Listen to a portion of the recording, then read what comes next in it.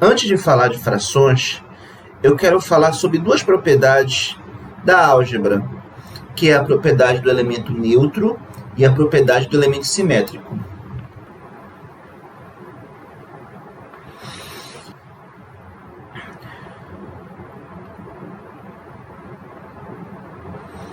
Comecemos com o elemento neutro.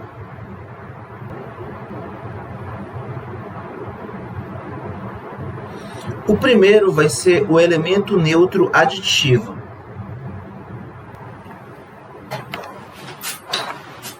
Por exemplo, se eu pegar 2 e somar com 0, vai dar quanto? Vai dar 2. Se eu pegar 15 e somar com 0, vai dar quanto? Vai dar 15. A ordem também não interessa. Se eu pegar 0 e somar com 25, vai dar 25. Ou seja, qualquer número somado com 0, qualquer quadradinho que eu somar com 0, vai dar o próprio quadradinho. Então, nessas condições, quando eu acrescento 0, o resultado não se altera, a gente diz que o 0 é o elemento neutro da adição. Então, eu vou colocar aqui. 0 é o elemento neutro da adição.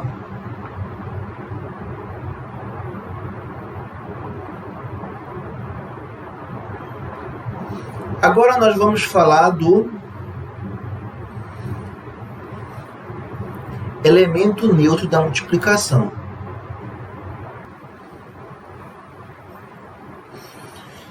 Então, por exemplo, se eu pegar 5 vezes 1, é 5.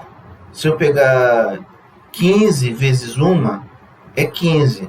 Se eu pegar 23 vezes 1, é 23. Se eu fizer o contrário, ficar 1 vezes 23, também é 23. Ou seja, qualquer coisa multiplicada com 1 vai dar ela mesma. Então, se isso acontece para qualquer elemento que está multiplicando por 1, a gente diz que 1 é o elemento neutro da multiplicação.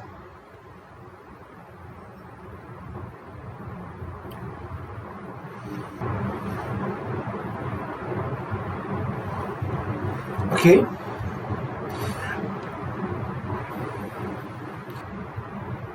Agora nós podemos definir a propriedade de elemento simétrico.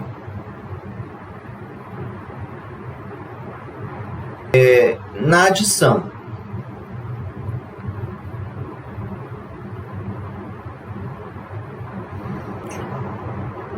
por exemplo, o número menos 2, que é o 2 com esse sinal de menos à esquerda dele. O menos 2, ele é o simétrico aditivo do 2.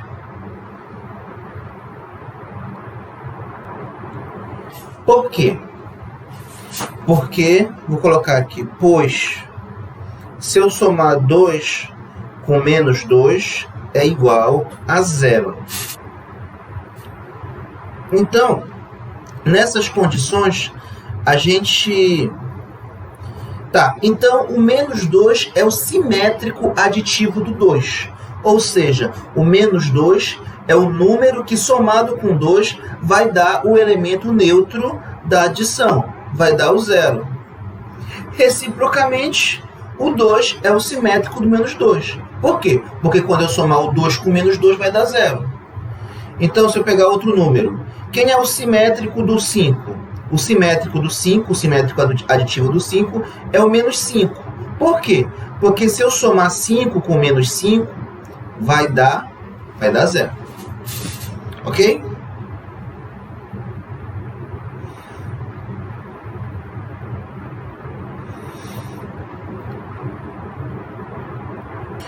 Agora nós vamos pensar no simétrico multiplicativo.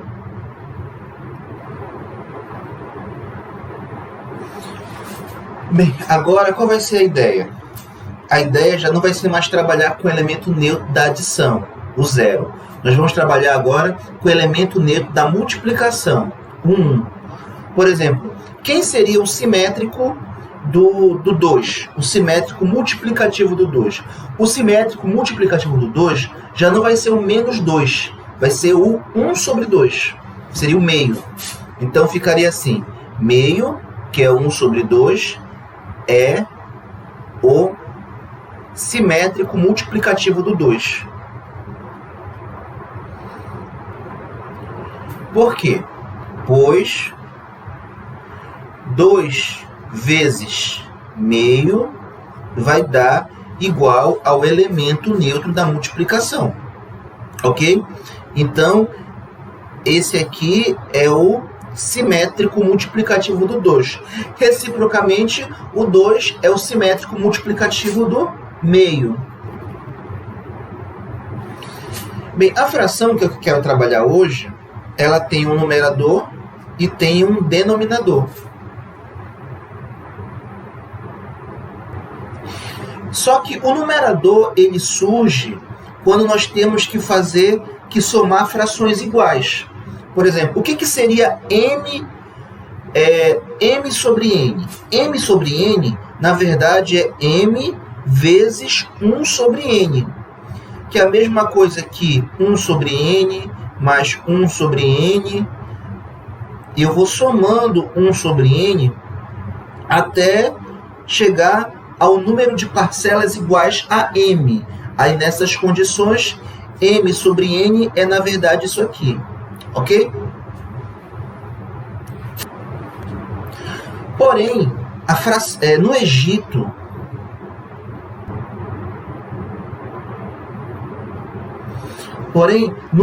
antigo, não se trabalhava com frações com um numerador diferente de 0. Eu não tinha, por exemplo, o 5 sobre 3. Isso aqui não existia. Só existiam frações com um numerador igual a 1. Ou seja, meio, 1/3, 1/5. Ou seja, o numerador tem que ser necessariamente igual a 1.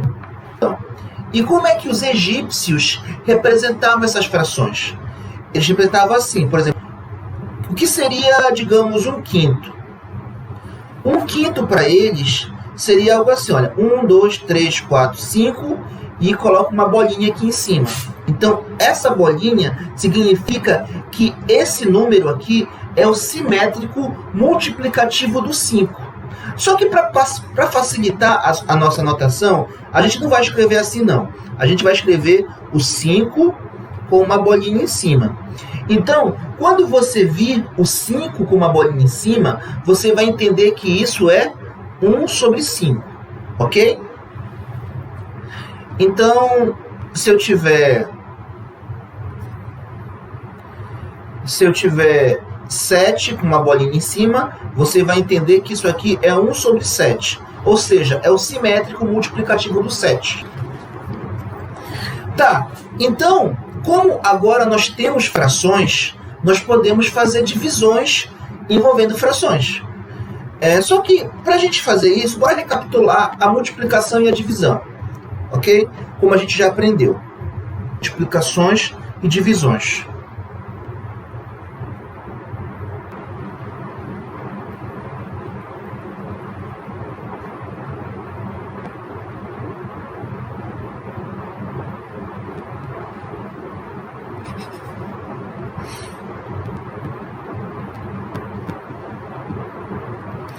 Agora eu vou pegar um exemplo aqui. Eu vou multiplicar 76 vezes 5.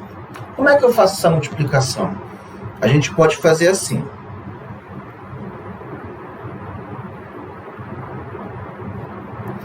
76 está para 1. Agora eu posso multiplicar o 72, ou melhor, eu posso somar o 76 com o 76. Aí vai ficar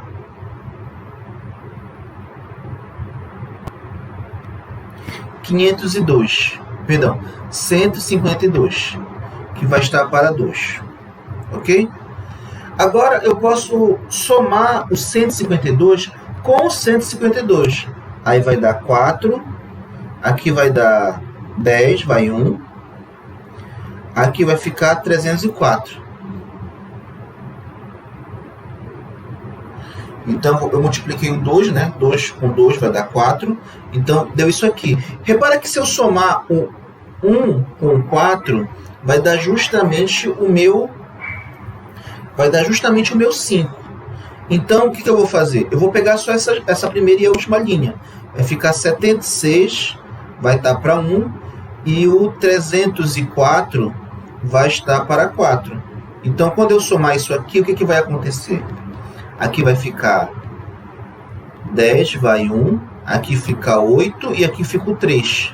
Então, aqui vai ficar 4 com 1, vai dar 5. Vai dar 5. Então, isso aqui é que vai ser a resposta. Então, isso aqui que é a solução.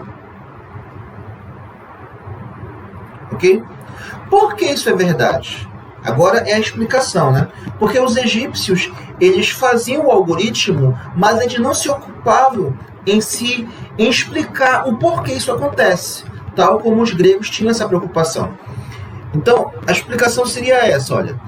76 vezes 5, a gente sabe que esse 5, ele pode ser fragmentado em parcelas. Então, em vez de 5, eu posso colocar 1 mais 4, porque 1 mais 4 é a mesma coisa que 5. Então, aí eu posso distribuir o 76 com 1 e o 76 com 4. Então, vai ficar 76 vezes 1 mais o 76 vezes 4. 76 vezes 1 vai dar o próprio 76. E o 76 vezes 4 vai dar o 304. Que é justamente essas duas parcelas que vão ter que ser somadas para dar o meu 380, que é a resposta correta. Ok?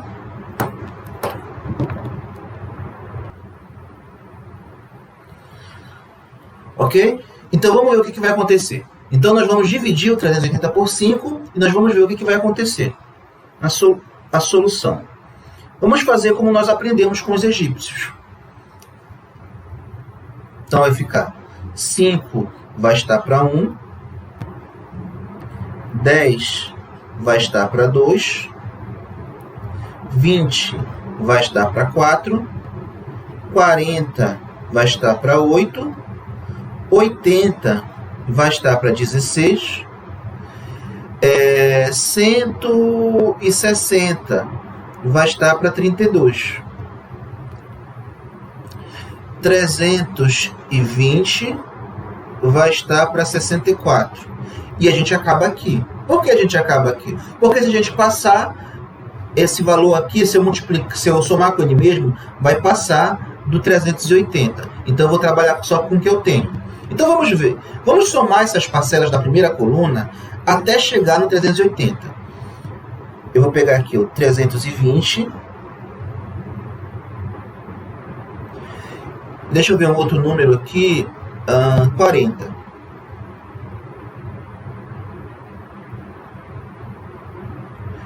E eu vou pegar agora o 20. Então, somando aqui vai ficar 8, e aqui vai dar justamente os 380. Então, eu vou pegar justamente as linhas que somando vai dar o 380, que é a terceira linha, a quarta linha, 5, 6, a sétima linha. Ok? Então, vamos lá. 20 está para 4, assim como 40 está para 8, e assim como 320 vai estar para 64. Então, somando aqui, vai dar, a gente já sabe que aqui vai ter que dar 380. Agora, somando o outro lado, vai ficar assim, 8 mais 4 vai ficar 12. 13, 14, 15, 16. 16 vai 1. E 6 com 1, 7. 76. Então, essa é a solução.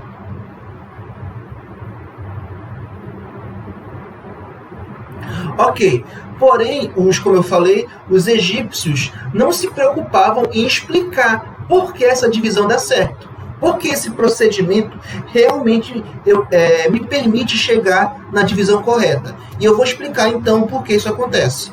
Então, note o seguinte: o que significa pegar o 380 e dividir por 5? Pegar o 380 e dividir por 5 significa encontrar um valor x, de modo que 380 é igual a 5 vezes x. Ok? Então, o que foi feito aqui? Eu quero encontrar esse valor x aqui. Agora, perceba o seguinte: que o 380, como nós já vimos aqui, o 380 é igual a 20 mais 40 mais 320. Agora eu quero que você perceba o seguinte: quem é esse 20 aqui? Esse 20 é, na verdade, o 5 multiplicado por 4. Então, no lugar do 20, eu coloco o 5 multiplicado por 4. E agora, quem é o 40? O 40, que eu coloquei, que eu destaquei aqui, é o 5 multiplicado por 8. Então, aqui é o 5 multiplicado por 8. E o 320, quem é o 320? O 320 é o 5, 320 é o 5 multiplicado por 64. Então, vai ficar o 5 multiplicado por 64. Então, se eu colocar o 5 em evidência, vai ficar o quê? Vai ficar 5 aqui, vezes 4, mais 8, mais 64. Essas parcelas, 4, 8 e 64, são justamente essas parcelas que aparecem aqui e que vão me dar o resultado que eu quero, que é 76. Ok? Então, é por isso que esse método dá certo, tanto para multiplicar quanto para dividir.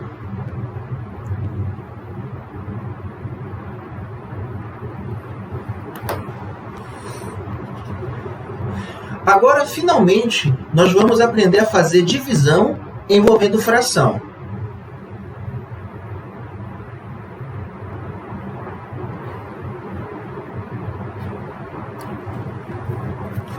Por exemplo, 30 dividido por 4. Agora eu quero fazer essa divisão aqui, tá? Repara que essa divisão não vai dar exata. Eu vou ter um resto, ok? Então vamos ver como a gente consegue contornar esse problema.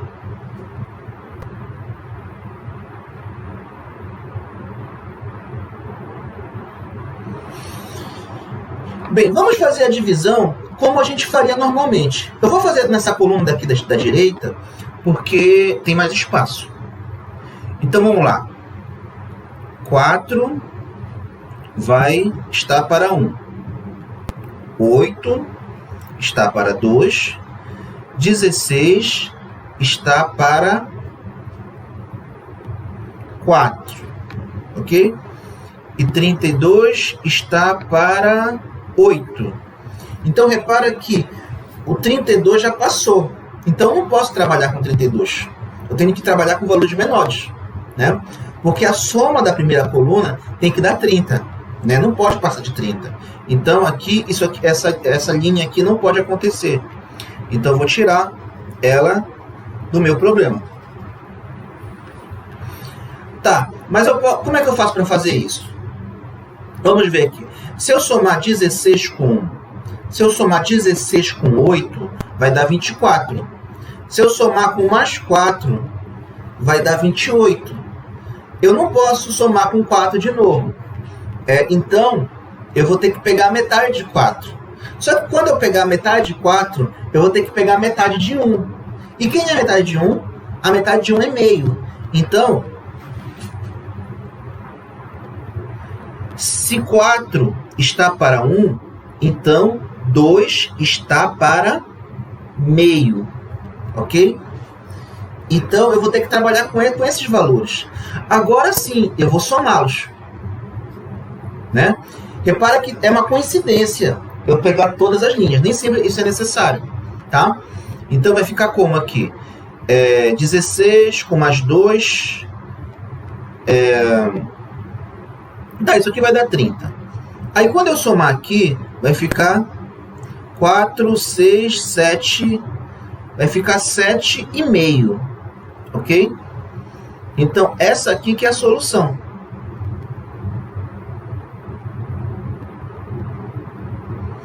7,5. Então, essa aqui que é a solução.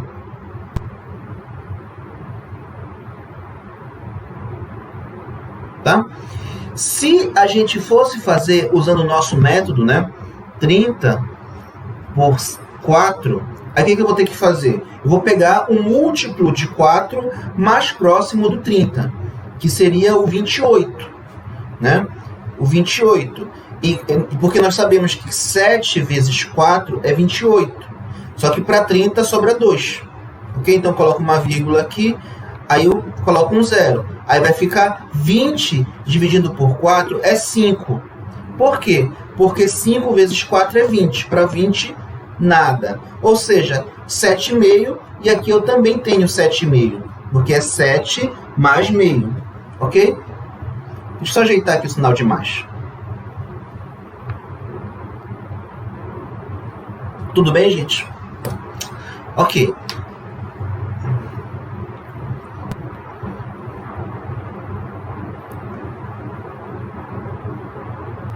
Bem, antes de continuarmos a falar sobre divisões e sobre frações, vamos falar sobre potência de expoente inteiro.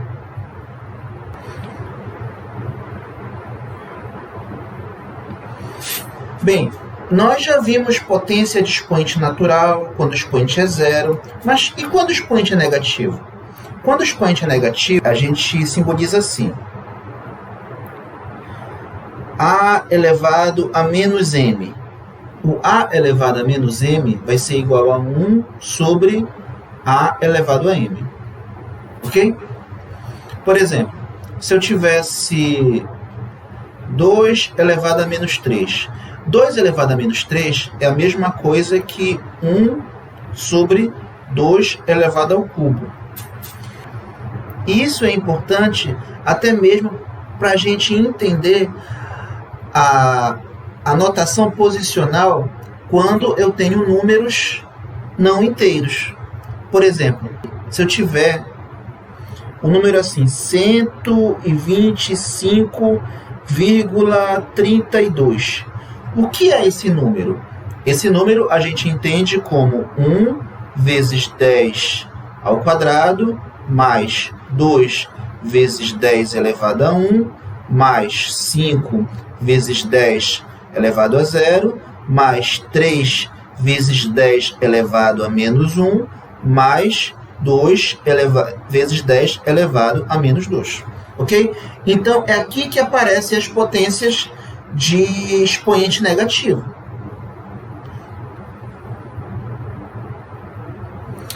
Ok.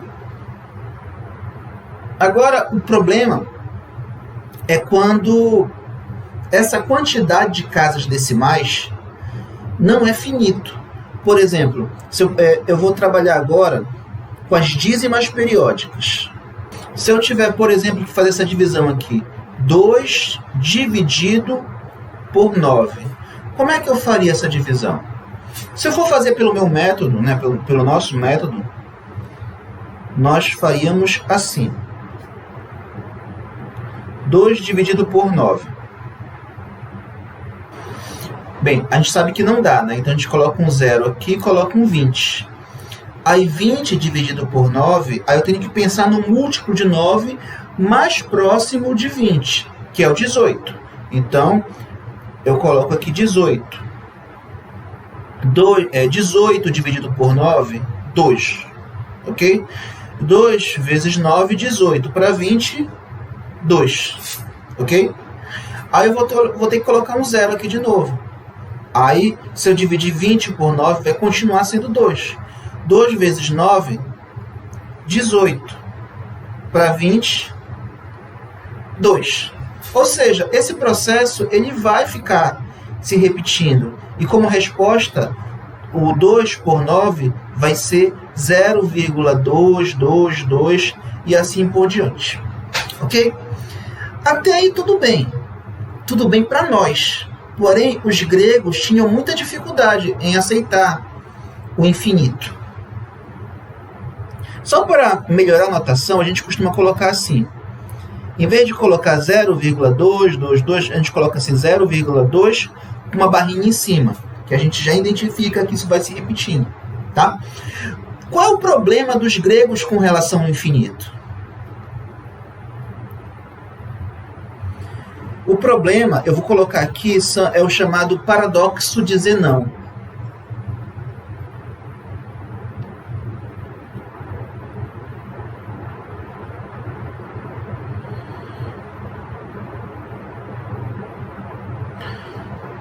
Vou colocar só um exemplo, tá? São vários exemplos, mas um é bem interessante, bem simples de entender. Vamos imaginar a seguinte situação. Eu tenho aqui um arco, uma flecha e um arqueiro aqui. Deixa eu tentar desenhar aqui. Um arqueiro que quer acertar um alvo, que está bem aqui. Aqui está o alvo que ele quer acertar. Ok? Para ele acertar esse alvo, a flecha tem que percorrer essa distância. Ok? Tá, até aí tudo bem. A gente sabe que se eu pegar o arco e soltar a flecha vai percorrer aquela distância. Lógico, se o impulso for grande o bastante. Porém, Zenão questionou o seguinte: para que a flecha percorra todo esse trajeto, a flecha precisaria primeiro percorrer a metade do trajeto. Tudo bem? Sim, tudo bem. Para a flecha percorrer todo o trajeto, ela tem que passar pela metade do trajeto. Beleza, sem problema. Porém, para que a flecha percorra metade do trajeto, ela tem que percorrer 1/4 do trajeto. Ou seja, ela tem que percorrer a metade da metade. Tudo bem? Sim, tudo bem. Ela tem que percorrer 1/4. Ela tem que percorrer a metade da metade. Tá, ok. Porém, para que ela percorra esse 1/4, para que ela percorra a metade da metade, ela também tem que percorrer a metade da metade da metade.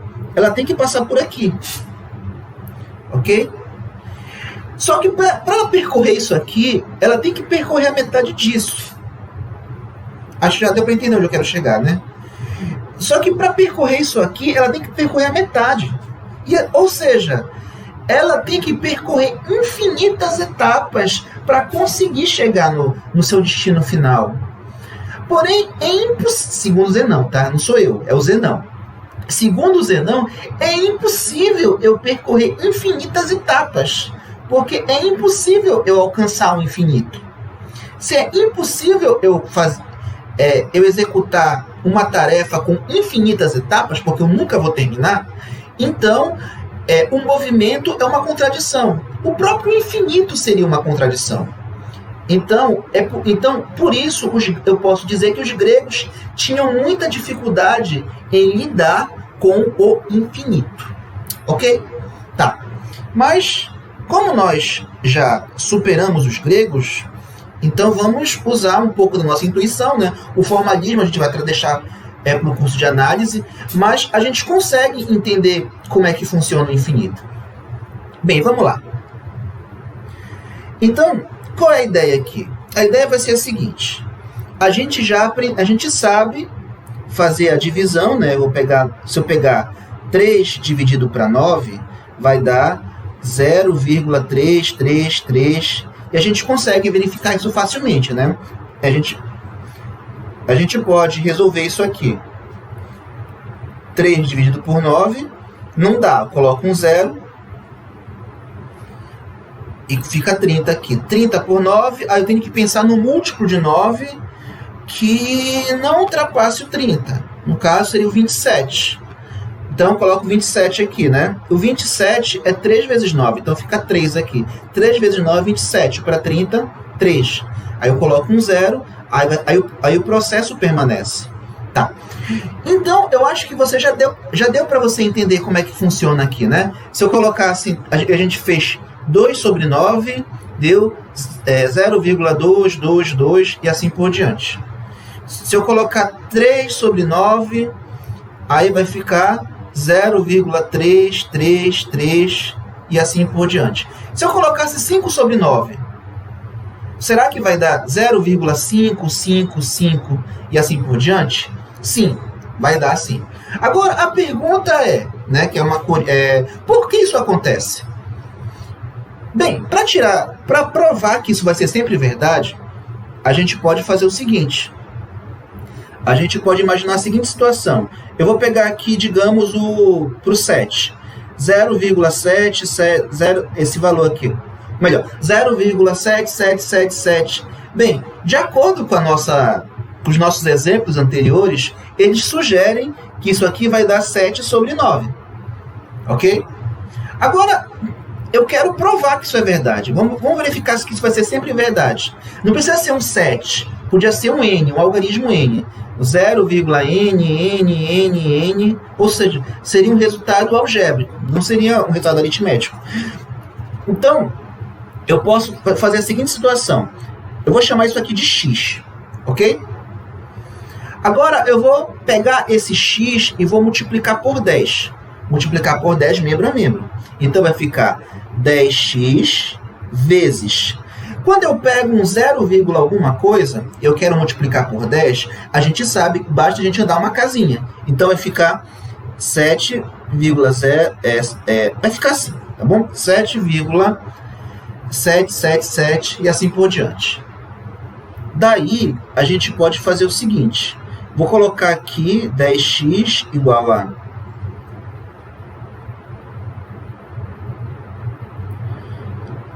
Ok?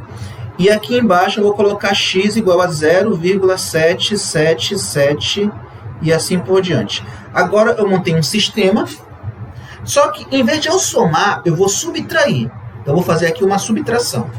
Então vai ficar 10x menos x vai dar 9x. Ok? Agora aqui eu vou fazer as subtrações da direita para a esquerda. Então vai ficar 7 menos 7, 0. 7 menos 7, 0. 7 menos 7, 0. E eu estou supondo que eu fiz aqui uma subtração infinita. Eu fiz infinitas subtrações. Eu estou supondo que isso faz sentido, tá bom? Eu não sou grego, tá? Então, para mim, isso é correto. Vírgula, aí coloco um 7, tá? Então, nessas condições, eu tenho 9x igual a 7. Se 9x é igual a 7, então eu posso dizer que x é igual a 7 sobre 9. Ou seja, e como x é isso aqui, então eu posso concluir que, de fato, 0,77, isso aqui é igual a 7 sobre 9. Ou, usando aquela notação que eu sugeri, eu posso dizer que 0,7, com a barrinha em cima, vai ser igual a 7 sobre 9. Ok? Bem, vou pegar um outro exemplo aqui. Agora, um exemplo com duas casas que se repetem. Se eu pegasse aqui, por exemplo, 0,32, 32, 32 e assim por diante. Ou seja, ele vai se repetindo de 2 em 2. E aí, nesse caso, como seria isso em forma de fração? Isso aqui, em forma de fração, vai ser assim, olha. Vai ser 32, que é o que se repete. E eu vou dividir, em vez de eu dividir por 9, eu vou dividir por 99. Então, vai ficar 32 por 99.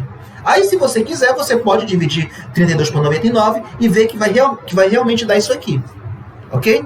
Agora, a questão é, por que isso acontece? Né? Então, eu vou justificar. Justificativa. A justificativa é a seguinte. Eu vou chamar de novo de x, o 0,32, 32, 32 e assim por diante. Está se repetindo de 2 em 2. Tá? Agora, em vez de eu multiplicar por 10, eu vou multiplicar por 100. Por quê? Porque eu quero que ande duas casas. Eu quero que ande duas casas para a esquerda. Então, vai ficar 100 vezes x, aí vai andar duas casinhas, 32, 32, 32. E assim por diante. Daí, eu vou de novo fazer aquela subtração. Daí, vai ficar como? Vai ficar 100x igual a 32, 32, 32, 32 e assim por diante. e aqui vai ficar x igual a 0,32, 32, 32 e assim por diante. Agora, eu fazendo a subtração, o que vai acontecer? Vai acontecer o seguinte, 100x menos x vai dar 99x. Agora, aí eu vou fazer a subtração aqui, né? Olha, da esquerda para a direita e sabendo que é uma subtração infinita, né? Vai ficar, olha, 2 menos 2 vai dar 0. Eu estou supondo que eu já comecei lá do infinito, né? Ou seja, que eu estou fazendo um processo que teoricamente é infinito, né? Aqui vai dar 0, 0, 0. Deixa eu ver se eu esqueci alguém. 0, 0, 0, 0. E eu fiz um processo infinito, né? Eu estou supondo que eu fiz um processo infinito, ok? Então, no final das contas, ficou como? Ficou 99x igual a 32. Então, no final das contas, eu vou ter x igual a 32 sobre 99. Ou seja, de fato, o 0,32, 32 e assim por diante é igual a 32 sobre 99. E para facilitar a minha notação, posso colocar só 0,32 com a barrinha em cima, igual a 32 por 99. Ok? Bem, agora, tirar uma dúvida, e se aparecesse assim, 1,35, 35 e assim por diante, né? Supondo que está repetindo de dois em dois casos. Como é que eu resolvo isso? Como é que eu transformo isso em fração? É fácil. É só a solução, né? A solução é simples. Basta você pegar esse 1,35, 35, eu posso pegar e escrever assim. Vai ficar 1 mais 0,35, 35 e assim por diante. Então, o 1 eu vou deixar 1 aqui. Essa fração, isso aqui eu já sei que é 35 sobre 99. Aí eu só faço fazer a soma de frações. E aí acaba o problema. Eu vou ter o que eu quero, ok?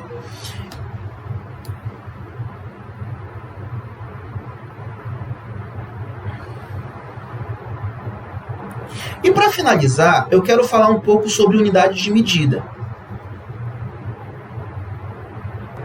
Bem, a gente sabe que quando eu estou tratando de comprimento,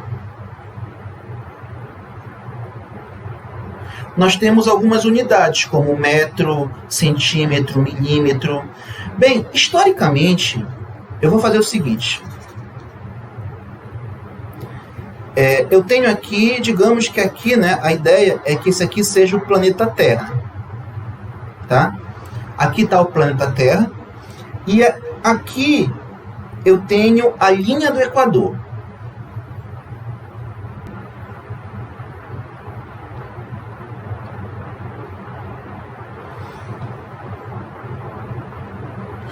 O Polo Norte. Então, eu vou fazer o seguinte, eu vou traçar um meridiano, só que esse meridiano não é um meridiano qualquer, é um meridiano que passa pela cidade de Paris. Ok? Esse meridiano passa pela cidade de Paris. Essa distância daqui para cá, vou até mudar de cor, deixa eu colocar um laranja, tá? Essa distância aqui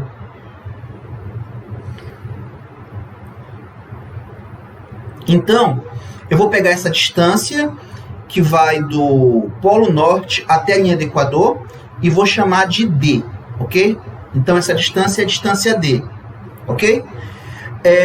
Então, usando essa distância, pelo menos historicamente, tá? Atualmente nós temos uma outra definição, mas historicamente, 1 metro é definido como a 10ª-milionésima parte dessa distância. Ou seja, o D dividido por esse valor aqui. Então, é isso que é 1 metro. Tá? Então, 1 metro é definido historicamente como a 10ª-milionésima parte da distância do meridiano. que passa por Paris, que vai do Polo Norte até a linha do Equador, ok? E o metro, ele passa a ter como unidade esse símbolo aqui, a letra M, ok? Daí, a partir dessa definição, da definição de metro, a gente pode definir os múltiplos e submúltiplos do metro.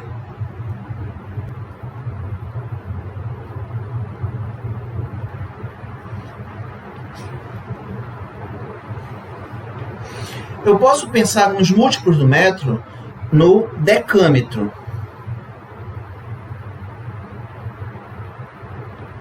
O decâmetro tem esse símbolo aqui, olha, um D, um DAM, é o decâmetro. Um decâmetro, vou colocar aqui, um decâmetro é igual a 10 metros, ok? O próximo é o hectômetro.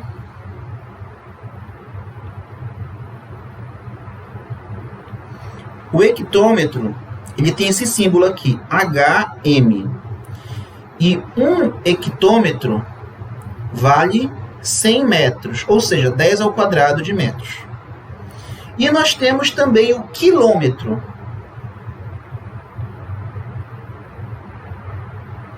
O quilômetro, que tem a letra K minúscula, tá?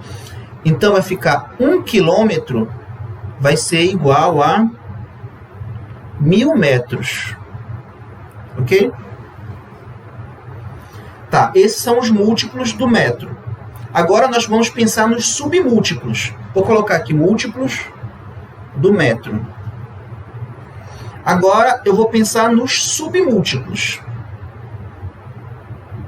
Bem, o primeiro deles que eu posso pensar é o decímetro.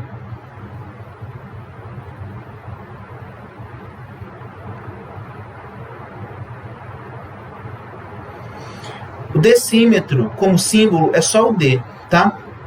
Então, não vai confundir o decâmetro com o decímetro, porque o decâmetro é DA, o decímetro é só o D, ok? Então, 1 decímetro é igual a 10 elevado a menos 1 metro. Ou seja, eu pego 1 metro e divido por 10. Eu vou ter um decímetro.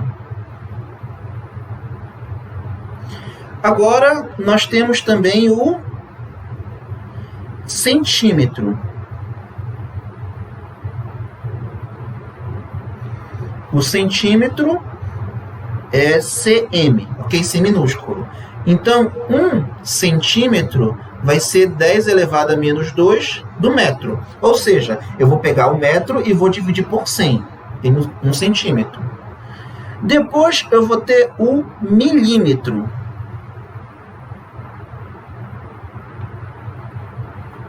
Milímetro é o Mzinho, M minúsculo, tá? É o mesmo M do metro, MM, tá?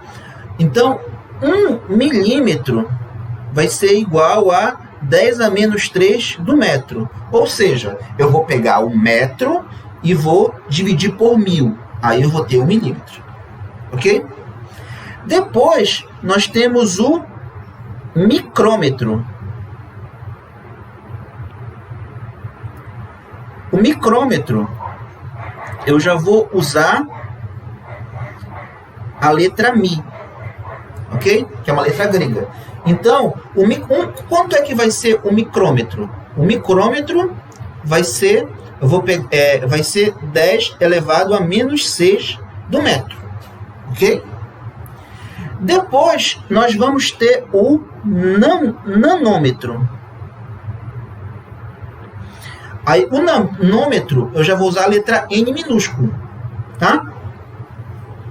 Então, 1 nanômetro vai ser igual a 10 elevado a menos 9 metro. Acho que vocês já ouviram falar em nanotecnologia. Ou seja, é uma engenharia dentro dessa escala, da escala dos nanômetros. Ok? Agora, o mais interessante aqui é a gente conseguir fazer a conversão de unidades. Por exemplo,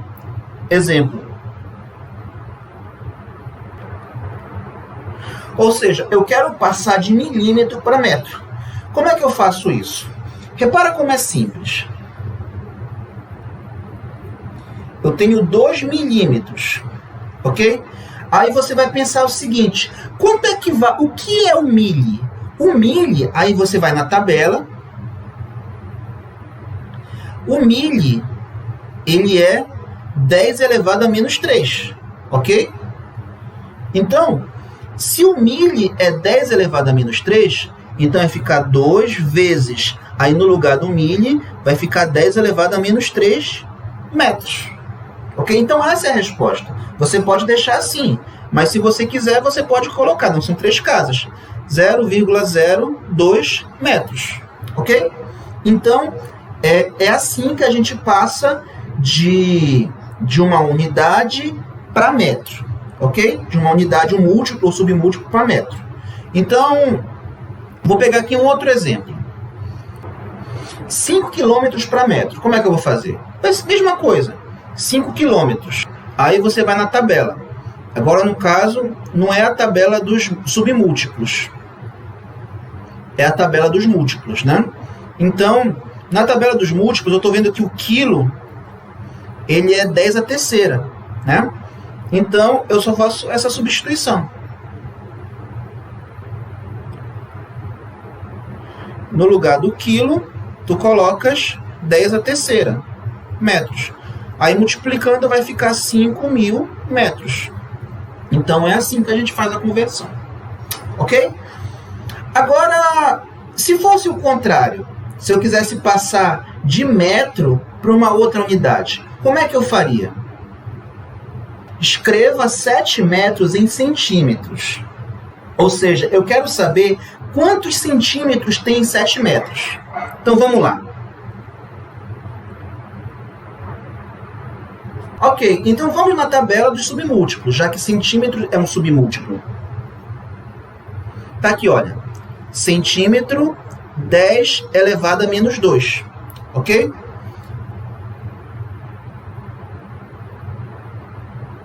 Tá, então a gente vai fazer aqui, né? 10 elevado a menos 2. Só que eu quero encaixar o centímetro, né? Eu quero colocar, eu não quero tirar, como eu fiz anteriormente. Eu quero colocar. Então, como é que eu faço para colocar uma coisa sem alterar? Bem, para colocar uma coisa sem alterar, eu posso colocar e tirar, né? Então, eu posso colocar o valor que eu quero, 10 elevado a menos 2, e tirar, que seria multiplicar pelo simétrico multiplicativo. Então, eu poderia colocar assim, 7 vezes 10 ao quadrado, vezes 10 elevado a menos 2 metros. Ok? Então, repara que quando eu multiplico 10 ao quadrado com 10 elevado a menos 2, isso aqui vai dar igual a 1, porque eles são simétricos, multiplicativos. 1 vezes 7 é 7. Então, na prática, eu não estou mudando nada. Ok? Continua a mesma coisa. Só que eu vou fazer o seguinte. Eu vou, no lugar desse aqui, eu vou colocar o símbolo de centímetro. Porque 1 centímetro é 10 elevado a menos 2.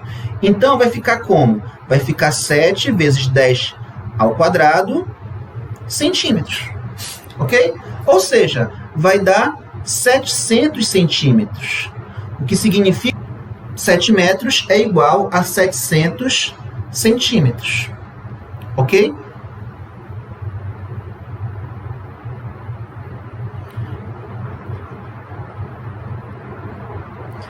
Área. O que muda com área? O que muda com área é que eu vou ter 2 dimensões, né? Se eu quiser, eu quero calcular, eu tenho aqui um retângulo. Eu tenho 5 metros de largura e 5 metros de comprimento e, digamos, 3 metros de largura. Aí, qual é que vai ser a área? A área dessa figura vai ser igual aos 5 metros de largura vezes 3 metros de... Perdão, 5 metros de comprimento com 3 metros de largura. Então, a área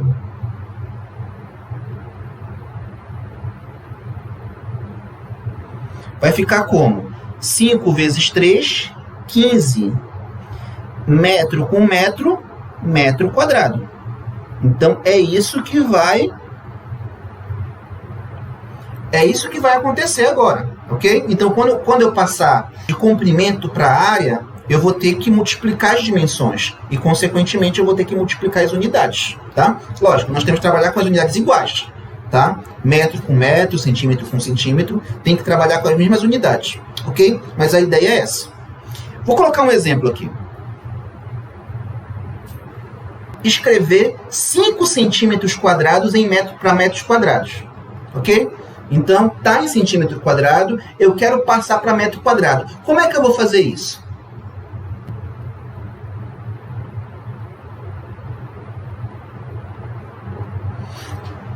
Solução. Olha, 5 centímetros quadrados. Aí, você tem que ter em mente, por mais que não apareça, fica subentendido que é o centímetro que está elevado ao quadrado. Não é só o m que está elevado ao quadrado, é todos os centímetros. Ou seja, eu tenho isso aqui, olha.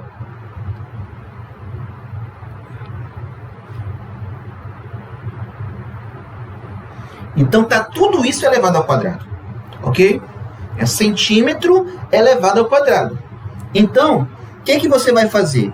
Você vai distribuir propriedade de potência. Então, vai ficar centímetro ao quadrado, metro ao quadrado. Ok? Feito isso, você vai substituir aqui. No lugar do cent, você vai colocar 10 a menos 2 elevado ao quadrado. E aqui o metro quadrado. Por que você fez isso? Porque você sabe que o cent é 10 elevado a menos 2. Então, vai ficar 5 vezes 10 elevado a 4, né? Porque é menos 2 vezes 2, menos 2 vezes 2 vai dar menos 4 metro quadrado. Ou seja, 5 centímetros quadrados é igual a 5 vezes 10 a menos 4 metros quadrados. Ok? Bem, e para finalizar, eu quero falar de uma unidade de volume, né? Agora, com volume, a gente sabe que são 3 dimensões, né? Volume. Com volume, agora nós temos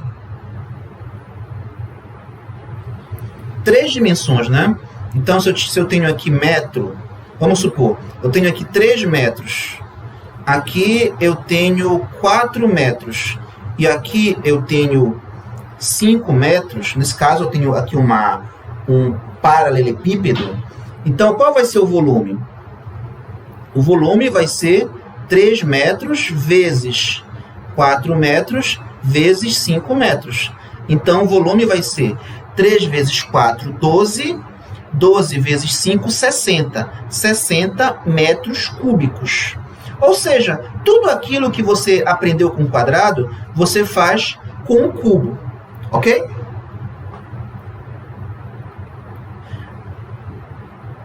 Agora, para finalizar, eu quero falar de uma unidade de volume, que é o litro. O litro eu já vi representando com a letra com L minúsculo ou com L maiúsculo. Só que muita gente prefere usar o L maiúsculo para não confundir o L, que geralmente fica assim, para não confundir com o número 1. Então a gente coloca normalmente o L maiúsculo. Tá, o que é um litro?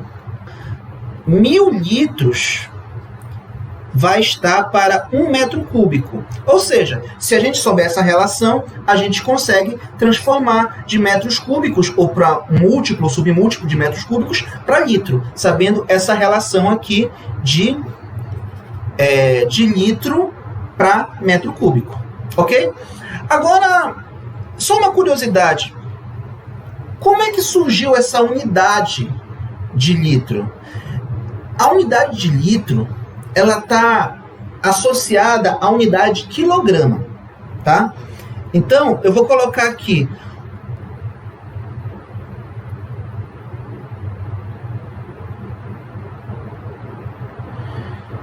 de 1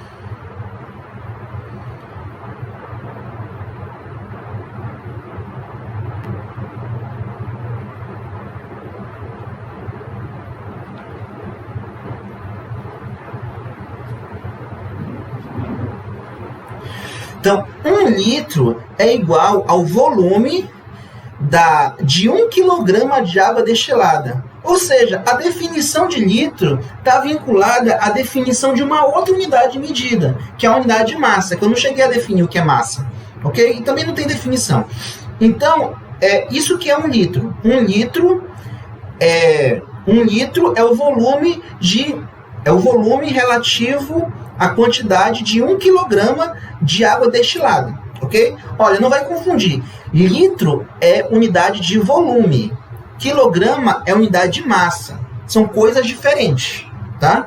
O que eu estou fazendo é definindo a unidade litro em função da unidade quilograma, em que uma é de volume, a outra é de massa. Ok? Então, o que é um litro? Um litro é o volume relativo a 1 kg de água destilada. Tá? Agora, o que é água destilada? Água destilada é água pura. Tá? É a água que passa por um processo de destilação. O que é a destilação? A água ela é um equipamento em que a água ela evapora e depois ela é condensada. Ela evapora de um recipiente e deixa nesse recipiente as impurezas e ela é condensada em outro recipiente, ou seja, ela volta para a forma líquida e volta pura. Então, essa é a água destilada. Então, o volume que 1 kg dessa água destilada ocupa, esse volume é 1 litro. Então, essa é a definição de litro. Ok? Então, com isso, nós fechamos.